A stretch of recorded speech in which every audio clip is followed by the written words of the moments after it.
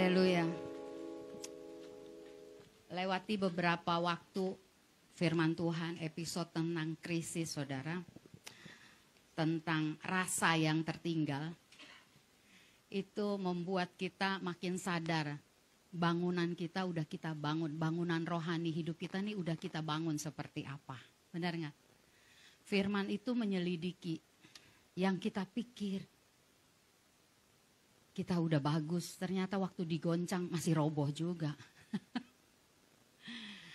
Beberapa waktu yang lalu, tidak lama setelah kita habis puasa 3 hari, saya pun mengalami sesuatu yang membuat saya sadar, oh iya ya, aku nih belum seperti firman yang aku dengar, bahkan yang aku sampaikan. Adalah saudara sesuatu yang terjadi, saya masih menyimpan tentang seseorang. Rasa yang tertinggal. Saya masih nyimpen, saudara. Dan kemudian, waktu firman disampaikan, saya bersetuju dengan firman. Saya bilang, oh aku lepaskan gini, semua saya ikuti gitu. Dan mantap. Tapi ketika satu malam, saya gak sengaja, saudara, ketemu orangnya. Rasa yang itu masih muncul. Yang udah aku deklarasikan itu loh. Rasa yang kayak kesel, sebel, sakit. Nah itu. Padahal harusnya yang membuat kita sakit itu respon kita. Bukan perkataan orang. Bukan sikap orang, respon kita. Waktu orang buang sampah ke kita, kalau saudara nggak terima sampah itu, Anda nggak akan menimbulkan aroma yang busuk, betul nggak? Tapi waktu kita terima, ya kita bau busuk. Kita nggak boleh bilang, manusia rohani ya saudara. Kalau orang duniawi ini akan menyalahkan orang yang lempar sampah. Tapi manusia rohani dia bertanggung jawab atas dirinya. Ada firman, ada Roh Kudus menolong dia. Kita nggak bisa bilang, oh gue jadi bau gini karena dia lempar sampah. Kita yang menentukan. Nah waktu itu saya saudara, reaksi saya masih kesal gitu. Saya mau keluar lewat satu pintu yang biasanya saya pakai untuk keluar. Begitu lihat orangnya, saya langsung putar jalan. Saya mau cari pintu yang lain. Ada yang bilang kalau keluar lewat sini aja. Saudara tahu saya jawabnya apa? Ogah. Orang tuh kalau udah di sini tuh ya, ke expose, itu reaksinya macam-macam. Perbendaharaan katanya tiba-tiba ajaib. Saya jarang bilang ogah. Tiba-tiba paling kita nggak mau, enggak gitu, tiba ogah. Dan saya pulang, saya bilang sama suami saya, kenapa ya?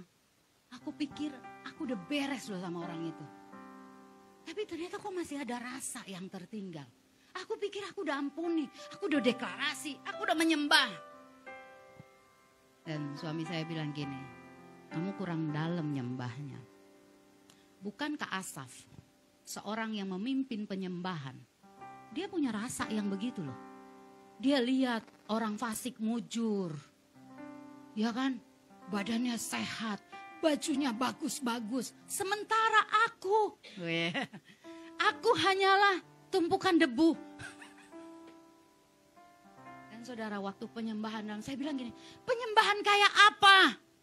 Saya mulai bertanya, penyembahan kayak apa? Kayaknya aku udah praktek. Wih, aku dipakai Tuhan. Masa masih diomongin penyembahannya kurang dalam? Mana coba kalau gua kurang dalam? Mulai sombong.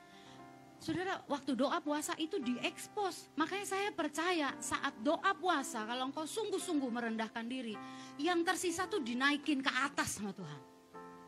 Untuk memastikan masih ada ampasnya enggak? Dan bukan apa yang di luar, yang di dalam yang menentukan. Katakan amin. Dan saya temukan, aku belum selesai. Yes, saya bilang, gue udah selesai. Tapi gue ngeliat dia, gue sebel. Kalau lagi kumpul rame-rame, saya bisa ketawa. Saya mulai nyembah Tuhan, saya mulai nyanyi, saya mulai bilang gini, Tuhan, aku percaya aku diutus Tuhan tuh kan jadi utusan surga ya. Buat orang itu juga. Kita bilang kita utusan sorga buat si A, B, C. Si D nih kita enak nih, si E langsung.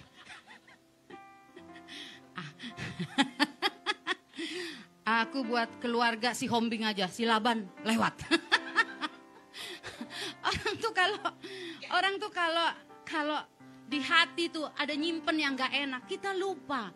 Kita utusan sorga buat orang itu. Amin. Mau dia hamba Tuhan sekalipun. Kadang kan kita kalau ngeliat orang fasik baru kayak punya belas kasihan. Nah, ini kalau hamba Tuhan yang salah biasanya penghakiman yang datang. Saya percaya saudara pun utusan sorga buat kami. Amin.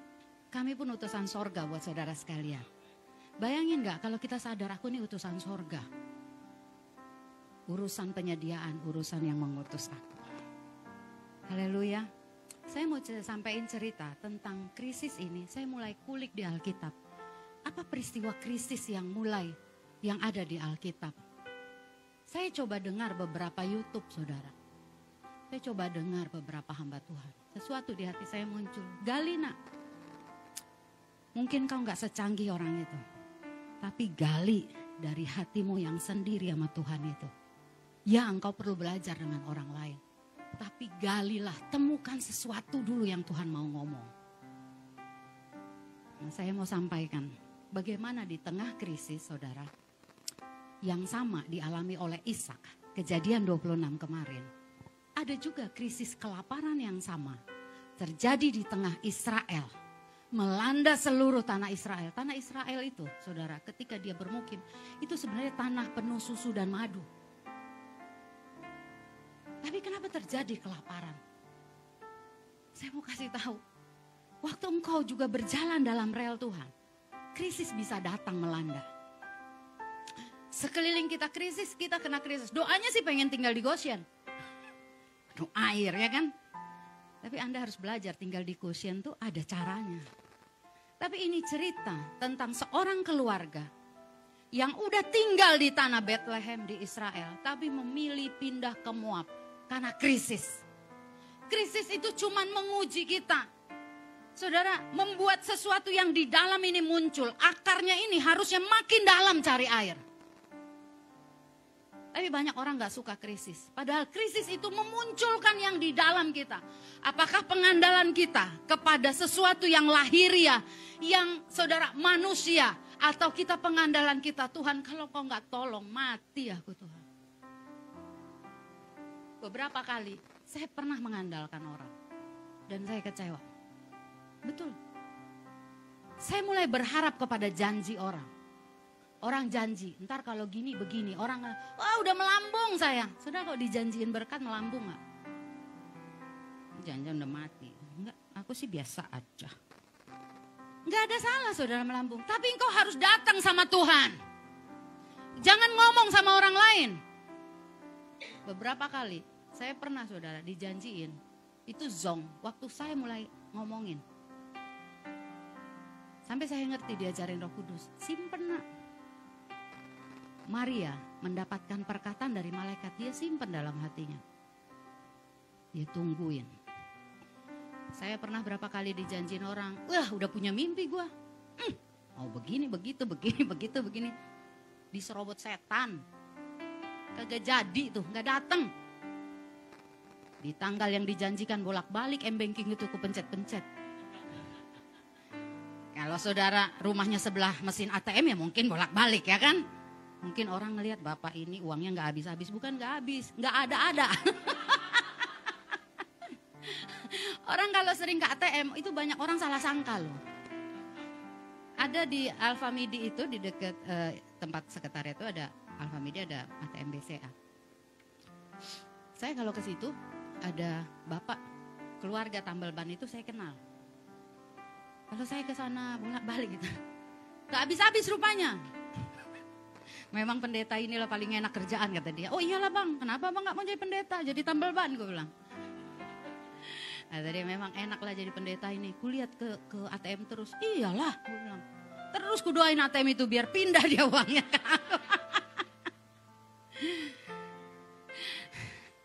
Jadi saudara, sekarang udah keren ada M-banking ya enggak?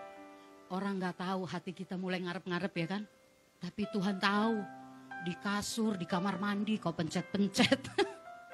Di ruang tamu kau pencet jam segini. Katanya tanggal segini. Oh mungkin hari ini hari Jumat. Mungkin Sabtu. Menghibur diri. Mungkin Senin. Karena Sabtu, oh hari weekend. Senin gak dapet. Oh mungkin karena hari pertama kerja, ya kan? Waktu gak dapet, kita mulai tanya, di mana engkau Tuhan? Iya tahu lah, orang sama-sama ngalamin, ya kan? Kita ini sebenarnya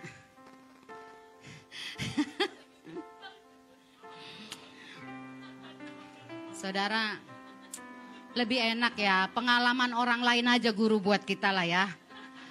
Jangan pengalaman kita. Saya pun selalu berharap pengalaman orang lain aja yang kejeduk, jangan saya yang kejeduk. Tapi kenyataannya seringkali aku mengulangi kesalahan orang lain. Padahal udah dikasih clue-nya di mimbar. Bilang kanan kiri, padahal udah sering dikasih clue-nya. Orang mukanya tuh yang baru dapat transferan tuh lain. Ini binar-binarnya. Sama orang yang baru dapat tagihan. Tapi di atas semuanya beda juga orang yang baru puas di hadirat Tuhan. Amin. Haleluya. Tagihan lu jangan injek-injek, bayar. Injek deh, injek. Saya suka dulu saya lakukan, tapi kan aduh norak banget gue. Gue yang bikin tuh tagihan muncul, gue injek-injek. Coba giliran itu tagihannya atas nama saya diinjek-injek orang, kan sakit hati kita kan. Gak tahu kenapa saya ngomong itu. Tapi saya rindu bagi itu. Simpen saudara harapanmu itu. Kadang-kadang ada yang harus dikandung, digumuli, didoain. Rahasia aku sama Tuhan. Kita kan sering gini, ya kan dengan bercerita kita bisa jadi kesaksian. Belum gol udah bersaksi, belum gol. Udah bersaksi. Haleluya. Coba kita lihat saudara firman Tuhan. Ini lagunya bagus loh ini saudaraku. Saudara dengar musiknya. Kita buka Kisah Rut pasal 1. Seorang yang ngalamin namanya kelaparan. Katakan sama-sama kelaparan. Krisis. Semua kita akan alami yang namanya krisis. Mau apapun itu. Mau krisis, Pak Gembala bilang krisis hubungan. Krisis ekonomi. Krisis kesehatan.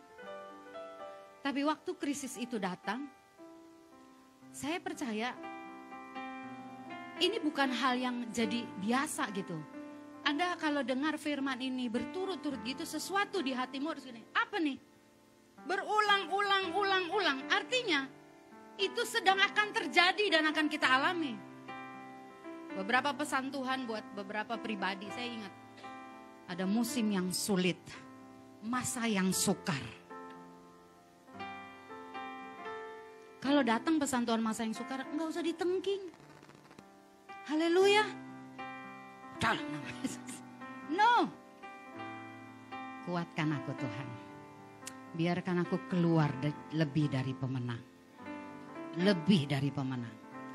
Masa yang sulit datang. Tuhan dari dulu juga sulit. Bisa begini juga anugerah Tuhan. Jangan pikir saudara. Hidupmu nggak pernah sulit. Dia lupa. Semua yang kita lewati pertolongan Tuhan. Katakan amin. Ada kelaparan yang sama. Kalau Anda buka lagi Kejadian pasal 26. Nanti kita buka juga ya. Ishak ngalami kelaparan. Tapi Elimeleh ngalami kelaparan juga. Orang yang tekun, orang yang gak tekun bisa ngalami dampak krisis. Sangat bisa. Paulus berkata begini, aku tahu apa arti kekurangan. Aku tahu artinya kelimpahan. Kalau kekurangan datang, udah mirip aku kayak Paulus. Dikit, setengah. Kemarin saya bilang ya Tuhan, aku gak mau kekurangan terus. Karena Rasul Paulus itu ada kelimpahannya. Kalau aku ngeklaim kayak Paulus cuman kekurangan doang. Aku belum Rasul Paulus Tuhan. Roh Kudus bilangin, kau pernahnya kelimpahan. Cuman kau suka lupa-lupain. Kalau kelimpahan tuh kayaknya flat, kita lewati itu biasa. Tapi kalau krisis, kesusahan, kayaknya air mata ditumpah-tumpahkan. Ayo baca kita. Rut pasal 1 ayat 1 sampai 3. Kita bangkit berdiri. Jelang akhir zaman saudara, waktu masa yang sulit datang, keajaiban pasti ada, amin. Tapi kalau keajaiban tidak ada, engkau harus punya yang namanya daya tahan, kesetiaan, komitmen, enggak lari, enggak tukar Tuhan dengan apapun. Kita baca ya 2 ya. Pada zaman para hakim memerintah, ada kelaparan di tanah Israel. Dari Betlehem Yehuda beserta istrinya dan kedua anak laki-laki ke daerah Moab untuk menetap di sana sebagai orang asing. Nama orang itu ialah Elimelech, nama istrinya Naomi, dan nama kedua anaknya Mahlon dan Kilion. Semuanya orang-orang Efrata dari Betlehem Yehuda. Dan setelah sampai ke daerah Moab, diamlah mereka di sana. Kemudian matilah Elimelech, suami Naomi, sehingga perempuan itu tertinggal dengan kedua anaknya. Haleluya. Coba baca Kejadian 26 ayat 1. Kejadian 26 ayat 1 kita baca. 2 ya. Maka timbullah kelaparan di negeri itu. Ini bukan kelaparan yang pertama yang telah terjadi dalam zaman Abraham. Sebab itu Ishak pergi ke Gerar kepada Abimelech, raja orang Filistin. Ayat 2-nya lanjut. Lalu Tuhan menampakkan diri kepadanya serta berfirman, janganlah pergi ke Mesir, diamlah di negeri yang akan kukatakan kepadamu. Ayat 3. Tinggallah di negeri ini sebagai orang asing, maka aku akan menyertai engkau dan memberkati engkau, sebab kepadamulah dan kepada keturunanmu akan kuberikan seluruh negeri ini. Ayat 4 sampai 6. Aku akan membuat banyak keturunanmu seperti bintang di langit. Aku akan memberikan kepada keturunanmu seluruh negeri ini, dan oleh keturunanmu semua bangsa di bumi akan mendapat berkat.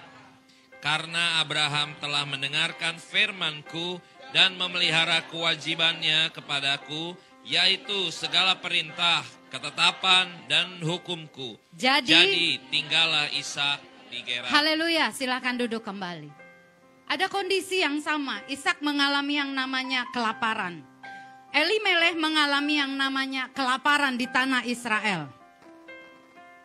Dan ayat firman Tuhan mencatat, ketika kelaparan itu, pergilah, ayat 1, Rut pasal 1 ayat 1, lalu pergilah seorang dari Betlehem Yehuda, beserta istri dan kedua anaknya laki-laki ke daerah Moab. Betlehem itu artinya rumah roti, rumah persediaan. Betlehem itu tempat kelahiran Yesus. Betlehem itu tempat yang seharusnya buat Elimelech itu tempat di mana dia harus tinggal di sana. Kenapa Alkitab mencatat dengan jelas, saudara? Pergilah seorang dari Betlehem Yehuda beserta istrinya dan kedua anaknya laki-laki ke daerah Moab untuk menetap di sana sebagai orang asing. Kita lihat dulu apa arti yang terjadi dengan Moab. Kalau saya tadi bilang Betlehem rumah roti. Ketika kelaparan terjadi, Elimelech kepala keluarga, katakan imam. Kepala keluarga. Dia harus membuat keputusan untuk supaya bisa survive, bisa tetap hidup di tengah kelaparan. Dan Elimelech mulai melirik yang namanya Moab. Tanah Moab, kenapa dia lirik? Pasti dia lihat di sana berbeda dengan Betlehem. Di sana punya kans bisnis lebih bagus, ekonomi lebih bagus. Mungkin istilahnya saudara, UMR-nya lebih tinggi kalau karyawan. Mungkin juga di sini kita kena musim kemarau, terus kita lihat Bogor, tanahnya lebih bagus dan kemudian pindah. Seperti itulah kira-kira yang dibayangkan Elimelech. Dan sekarang kita lihat, kenapa akhirnya ayat ini mencatat mereka tinggal di sana, menetap di Moab, meninggalkan Betlehem. Saya mau bilang begini, keadaan yang gak ideal, kesusahan saudara, peristiwa yang gak ideal gak selalu harus kita tinggalin loh. Rumah tangga yang gak ideal bukan berarti engkau harus cerai. Betul gak? Karena banyak orang ninggalin ketidakidealan menurut pandangannya dan dia lupa di sana ada sekolah yang namanya dibentuk Tuhan. Kita lihat tentang Moab. Bilangan 25 ayat 1 sampai 2. Salah seorang boleh baca. Bilangan 25 ayat 1 sampai 2. Sementara Israel tinggal di Sitim, mulailah bangsa itu berzina dengan perempuan-perempuan Moab. Perempuan-perempuan ini mengajak bangsa itu ke korban sembelihan bagi Allah mereka. Lalu bangsa itu turut makan dari korban itu dan menyembah Allah orang-orang itu. Saudara lihat, Moab itu adalah negeri di mana ada penyembahan berhala. Moab di sana penduduknya ada praktek asusila. Dan buat Elimelech, seorang yang tinggal di tanah Bethlehem, dia abaikan itu. Yang penting survive. Baca lagi Kejadian 19 ayat 30. Ayat 30 sampai 37. Pergilah Lot dari Zoar dan ia menetap bersama-sama dengan kedua anaknya perempuan di pegunungan. Sebab ia tidak berani tinggal di Zoar, maka diamlah ia dalam suatu gua beserta kedua anaknya. Ini asal muasal bangsa Moab, ya. Kata kakaknya kepada adiknya, ayah kita telah tua dan tidak ada laki-laki di negeri ini yang dapat menghampiri kita seperti kebiasaan seluruh bumi. Moab ini bicara, saudara, bangsa yang kompromi. Wow. Dia gampang, saudara, dimanipulasi oleh data dari dunia ini. Dia berusaha dimaklumi ketika dia melakukan sesuatu yang harusnya tidak dilakukan. Lihat, lanjut. Kita akan lihat kejadiannya. Ayat yang ke-32, marilah kita beri ayah kita minum anggur, lalu kita tidur dengan dia supaya kita menyambung keturunan dari ayah kita. Dari bapaknya, dia bilang gak ada laki-laki di negeri ini. Nanti kita gak punya keturunan, dari bapak kita juga gak apa-apa. Bukannya itu incest, gak boleh itu. Tapi buat anaknya Lot, dia mulai punya permakluman. Saya mau kasih tahu, kita nih waktu krisis, jangan sampai hatimu tuh memaklumi. Gak apa-apa kok begini, gak apa-apa. Gak apa-apa kok begini, gak apa-apa kok begini. Dia bilang kita tidur sama ayah kita, supaya nanti dilanjutkan keturunan kita. Kalau engkau kepepet, krisis, jangan kompromi, katakan amin.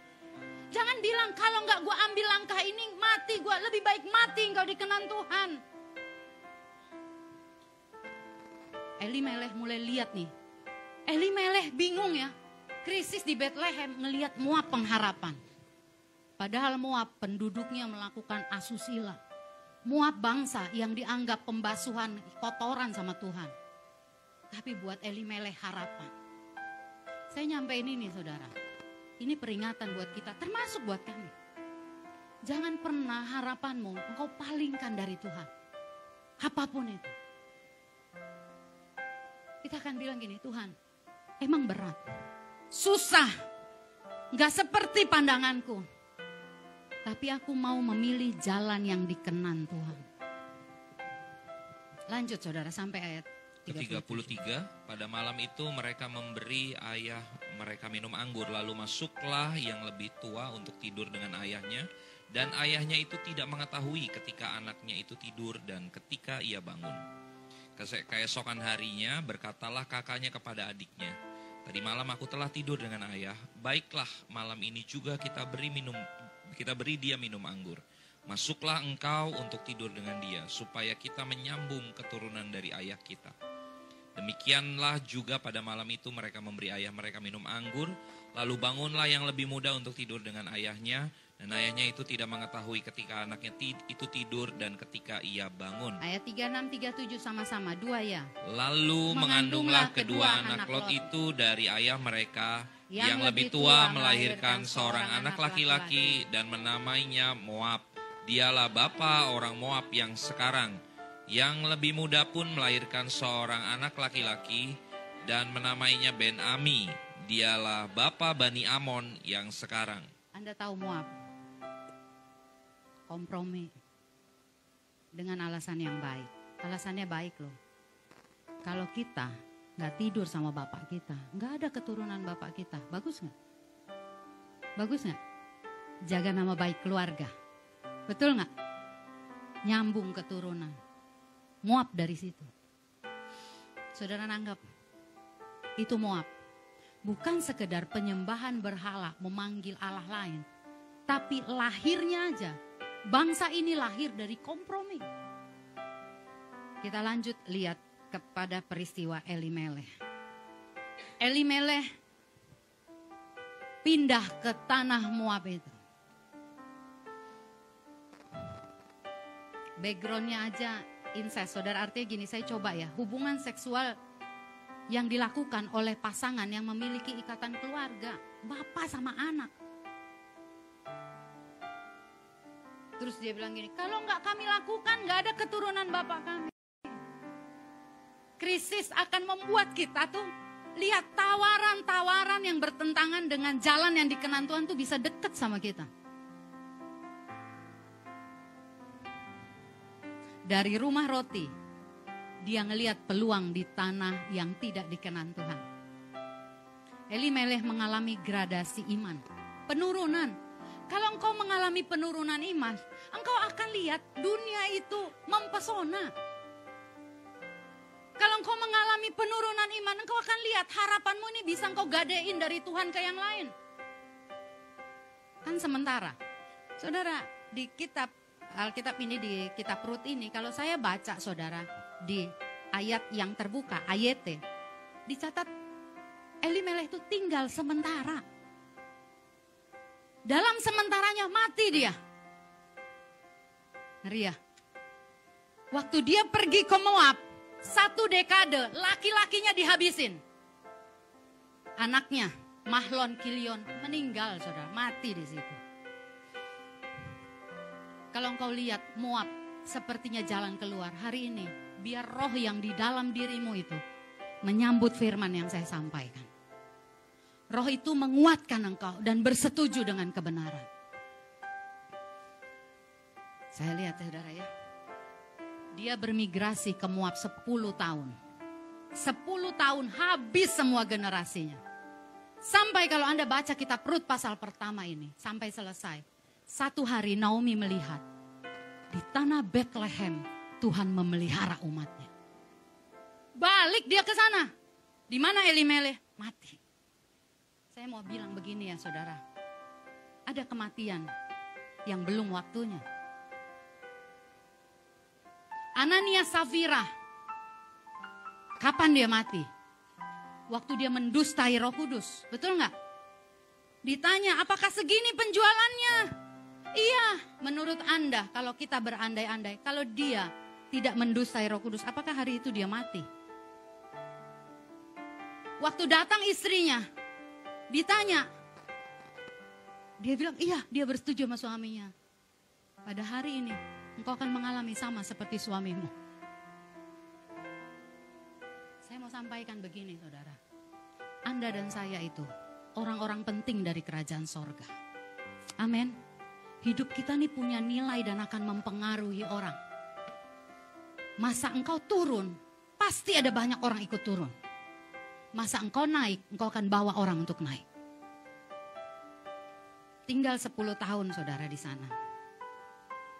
Dan yang paling bahaya saudara, kita baca dulu ayat 20-21. Saya renungin ini beberapa waktu. Saya rasa saya kayak diobrak, apa sih saudara? Diobok-obok gitu loh perasaanku. Apa tuh diobok? Obrak-abrik ya? Apa sih? Nah. Diaduk gitu loh rasanya. Karena banyak orang kayak Elimeleh, kayak Naomi. Waktu semuanya itu mendatangkan kesusahan, dia mulai bilang gini, Tuhan sudah mendatangkan hukuman padaku. Lu yang milih. Bukan Tuhan yang hukum. Benar gak? Ada orang nih memilih menikah beda agama, ya kan? Udah tahu, gak boleh. Tuhan cinta semua bangsa, iya. Emang benar, amin. Masa aku bilang gak benar? Aku bisa. Sambilnya, aku pasti bisa. Tapi waktu nikah, mulai dilarang ke gereja. Tuhan tolong bela aku. Digebukin waktu mau gereja. Terus dia mulai bilang, di mana Tuhan? Lah, kata Tuhan, aku di sini nak. Kalau kau digebukin bukan berarti aku nggak ada. Kau yang nggak siap dengan pilihan. Katakan amin. Orang minjem aja pinjol. Terus sadar, tengking dalam nama itu. Nggak bisa. Dimaki-maki debt collector. Kau doa gini, Tuhan semoga debt collector hilang handphonenya. Jadi hilang dataku. Orang tuh kalau kepepet ya, doanya tuh aneh-aneh orang Kristen. Orang karismatik gitu loh. Yang jago doa panjang-panjang kalau ada kebutuhan itu loh. Kalau disuruh gini, coba bersyukur. Kita gini, bersyukur apa ya? Makasih untuk napas. Napas mulu. Kurang kreatif. Anda gak bisa gini, Tuhan makasih kemarin aku naik ojek dan abangnya hampir kecelakaan dan kau selamatkan. Susah gitu nginget. Padahal dia bilang gini, segala lautan aja. Air laut itu kalau dia ditinta, gak bisa nulis kasih Tuhan tuh. Gak cukup. Kok kau cuma disuruh, coba bersyukur. Apa ya? Syukur, gak kehujanan. Begitu ada masalah, doamu kreatif. Tuhan, mudah-mudahan. Ini misalnya yang kontraktor, halo. Kalau jatahnya bayar kontrakan. Anda kan kalau kayak gini gak ngerasa terhakimi kan, karena sama kan. Bilang gini, Tuhan semoga yang kontrak itu dia ada urusan. Terus kalau tiap hari bangun pagi, semoga dia gak nelpon ya kan. Padahal dia mungkin juga berdoa buat kita. Semoga dia diingatkan membayar kontrakan. Bayangin di alam roh ini terjadi pertarungan. Anda berdoa, Anda lupa, Anda sedang memanipulasi dan memanfaatkan doa. Padahal doa itu hubungan dengan Tuhan. Doa itu bukan list permintaan bro, amin. Doa itu bukan daftar, lu kayak ke kantor kelurahan. Yang ini, centang, oke. Kita doa. Mudah-mudahan debt collector itu kesandung. Kadang-kadang. Tuhan tutup matanya. Murid-murid ya lagi ujian, udah kau yang gak belajar, doain semoga gurunya lupa. Kita gak ngerjain PR. Siapa yang pernah, kita gak ngerjain PR, kita doain semoga gurunya gak inget nagih PR. Anak-anak pelajar senyum-senyum. Sama. Semoga gurunya lupa nagih PR. Atau semoga gurunya gak marahin aku gak ngerjain PR. Tuhan, tolonglah aku, kata Tuhan. Nah, aku selalu setia menolong. Pertolonganku itu waktu kubangunkan kau lagi tidur, waktu kubuat apa jaringan internetmu lemot, waktu engkau asik browsing, supaya kau ngerjain tugas.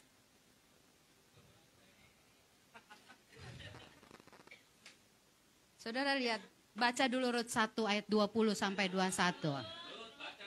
Rut, baca Rut. Main game. Oh, aku lihat-lihat GPI Kemah Pujian. Kalau aku Tuhan suruh jaga, Tuhan jemaat ini. Jam berapa lah aku tidur Tuhan? Mereka jam 2 aja masih melek. Aku kan tahu pada main. Ngapain ku jaga yang main? Aku pun harus sehat badan. Kadang-kadang kita bilang gini kan, gembala tuh tugasnya kan berjaga-jaga ya kan? Saya bilang sama suami saya, nggak usah tidur terlalu malam. Mereka mah happy-happy siangnya tidur kali itu. Gue bilang. Masa kita gembala disuruh jaga tengah malam, siang konseling. Kau kira pendeta itu terbuat dari apa? Pagi ada yang datang, ya kan? Siang mereksa, sore pemuritan, malam disuruh berjaga. Bilang dulu kanan kiri, bertobatlah kita ya. Saya bilang gini saudara ya. Saudara biar ini ngerti. Naomi emang ada ceritanya balik. Ada cerita pertolongan Tuhan. Tapi Elimelek gak ngalamin. Kehilangan masa produktif. Saya bilang sama suami saya lihat status kadang-kadang. Saya komen. Enggak saudara doang. Teman-teman saya bilang gini. Orang ya. Saya bilang nih ya. Orang tidur jam 2, jam 3. Hidup sembarangan, makan sembarangan. Ini masih muda. Kira-kira dia umur 50 gimana tuh? 60 pulang. Kalau nyampe.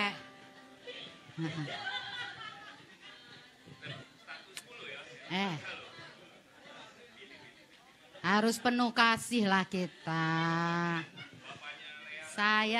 Saya kalau kesel, saudara, saya ada kesel sama orang, saya bilang begini.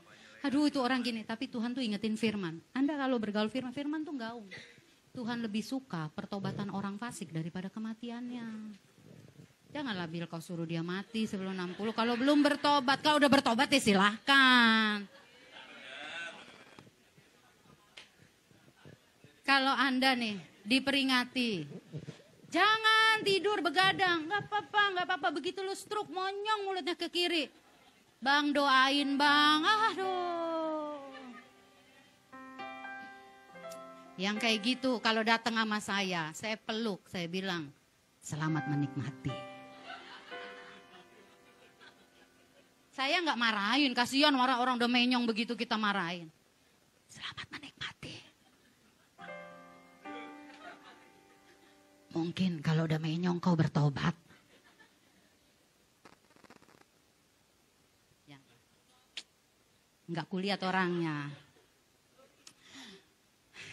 Saudara, jangan cuma ketawa-ketawa, oh, ini aku, tapi enggak tobat, sama juga bohong. Saya jadi hamba Tuhan, dulu di awal tuh terkesima kalau orang, aku tertemplak, aku kayak tertampar, besok dia gitu lagi. Yang nampar yang capek tangannya. Bener gak sih? Aduh makasih ya Kak. Tertusuk. Sehari doang. Malamnya dia begadang lagi, Bo. Di mana yang tertusuknya itu? Tinggal di gereja. Yang pulang udah sembuh. Aku disembuhkan Tuhan. Balik lagi dia. Ayo bangkit berdiri. Saudara, biar kita jadi orang nih gini. Kita mudah, waktu diperingati dengan santai pun kita gak mau aku. Ada keluarga kami gitu.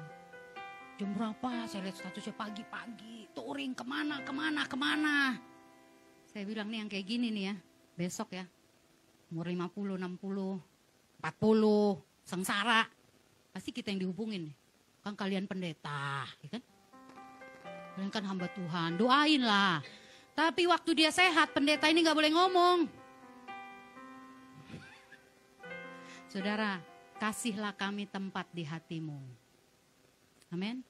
Kasihlah obrolan kami, firman yang kami sampaikan di hatimu, kasih tempat. Supaya itu bekerja. Kalau engkau gak kasih tempat, itu mental. Tapi kalau engkau kasih tempat, engkau akan berbuah lebih banyak lagi. Amin. Kejadian 1 ayat 20-21. 2 ya.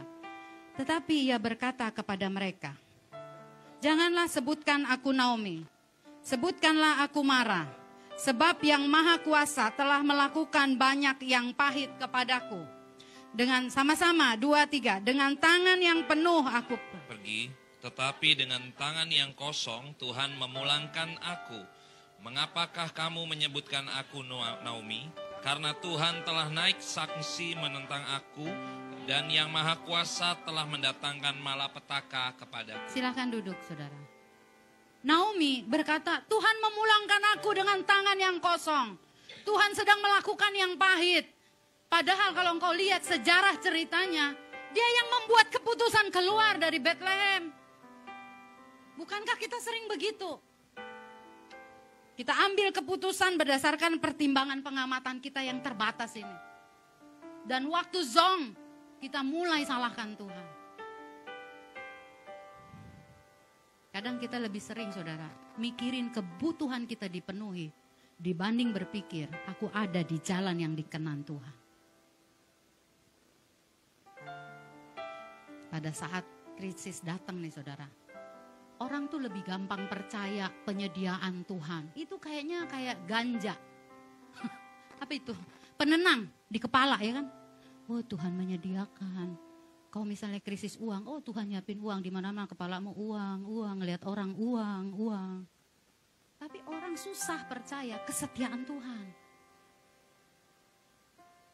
Di krisis, saudara. Kalau kau percaya kesetiaan Tuhan, iya. Fakta di luar memang kekurangan, fakta di luar penderitaan.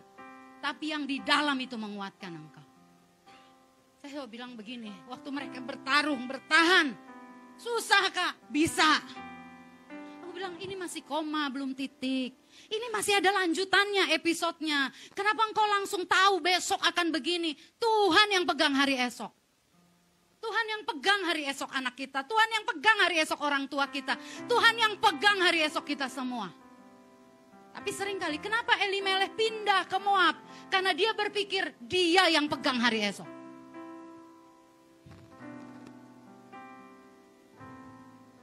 Hari ini saudara, biar cerita firman Tuhan ini menggaung di hatimu. Cerita krisis dan respon orang percaya. Harusnya itu menggaung di tengah-tengah hati kita. Tiap krisis datang, kita akan bilang, Tuhan aku belajar daripadamu. Aku akan punya pengalaman baru dengan Tuhan. Dan aku keluar lebih dari pemenang. Kalau engkau punya itu, kau akan bertahan. Saya akan kasih satu ayat. Gimana caranya saudara? Gimana caranya supaya waktu krisis datang, waktu aku seperti Elimelech di Bethlehem, gimana caranya aku melihat Moab tidak menarik? Itu PR-nya. Gimana caranya sebagai kepala rumah tangga imam, aku bisa buat keputusan yang tepat. Sementara kalau anakku kelaparan gimana? Anda lupa, Ishak juga bawa anak istrinya di tengah kelaparan. Alkitab gak cukup mencatat semua peristiwanya detail. Apakah Ishak gak melewati masa kurang? Saya rasa dia mengalami masa kurang. Saya rasa dia pernah ngalamin jiwanya itu pedih waktu kekurangan. Saya baru ngerti beberapa waktu itu ya saudara. Kalau yang kurang cuman buat kita masih bisa tahan loh. Betul gak sih? Tapi kalau yang kurang anak kita, itu beda. Kita ngerasa gak berguna. Kita rasa kayak gak bisa jadi pelindung. Anda lupa, kekuatan seorang pelindung itu dari Tuhan yang maha melindungi kita.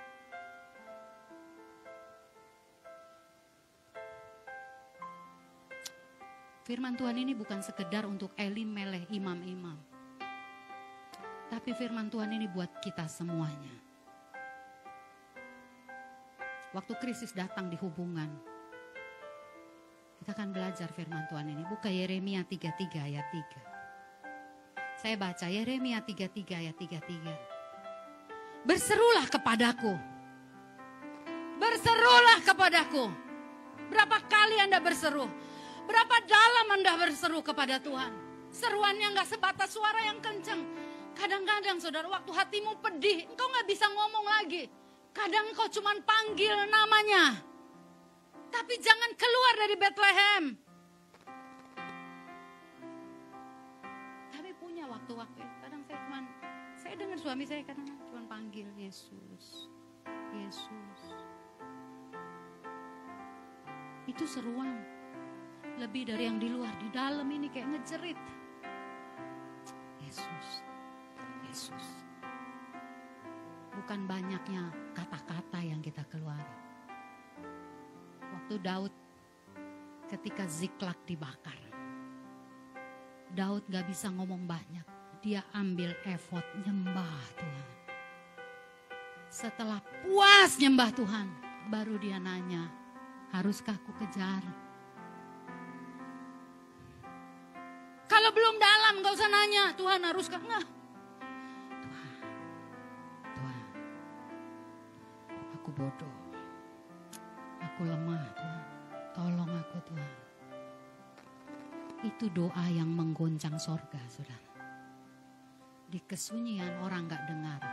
Tapi Bapamu mendengar. Bapamu dia berkata, nak, tenanglah engkau. Mana ada seorang bapa lihat anak gak berdaya sampai gak bisa ngomong. Dia akan diam. Sejahat-jahatnya anaknya. Anak kita nih dibilang jangan main bola, jangan main bola. Main terus. Patah tangannya. Terus kita mau marah. Yang pertama kita lakukan bukan memarahi. Betul gak?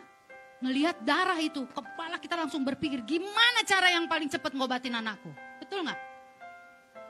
Kita akan angkat Mungkin dia bilang maaf ya, nggak usah minta maaf. Ya nggak? Nggak tahan kita ngelihat air matanya. Menurutmu Bapamu di sorga nggak begitu? Atau kita nggak berdaya? Tuhan. Kadang air mata kita tuh bukan air mata minta ditolong. Air mata penyesalan. Bener gak? Air mata gini, ampuni aku Tuhan. Karena kesalahanku aku. Yeremia berkata, berserulah kepadaku, maka aku akan menjawab engkau. Dan akan memberitahukan kepadamu hal-hal yang besar dan yang tidak terpahami. Hal-hal yang tidak kau ketahui. Gimana engkau bisa lihat Moab tidak menarik sekalipun di sana airnya banyak dan di sini musim kelaparan. Waktu engkau berseru kepada Tuhan di tanah Bethlehem. Saudara yang dikasih Tuhan, tahun ini biar engkau mengalami di Bethlehem yang kelaparan, engkau ketemu Tuhanmu di sana. Kau ketemu Tuhanmu di sana. Kau akan bilang gini, Tuhan, aku kayak gak ngelihat penyediaanmu, tapi aku lihat kesetiaanmu. Kau jagai aku, kau luputkan aku.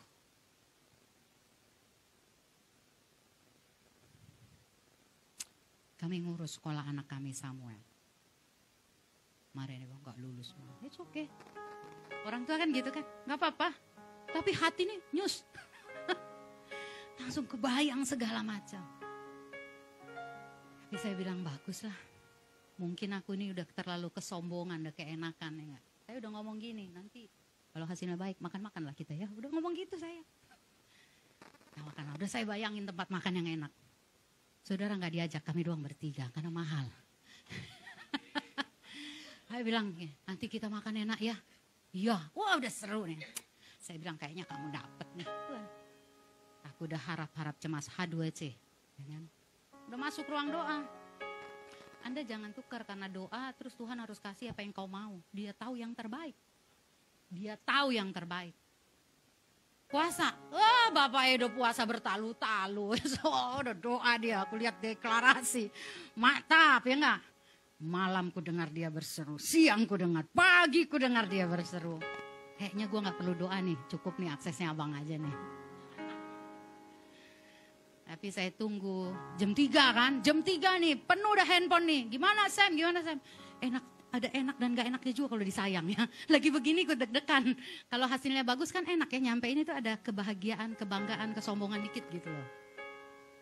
Tapi waktu gak dapet saya boleh cek. Anak saya WA. Maaf ma, gak lulus. Gak apa-apa. Aku rapopo kayak gitu saudara. Saya bilang mas, saya lagi di sekret. Saya bilang mas sama saya, kita pulang lah. Sian anak gua. Gini anak aja.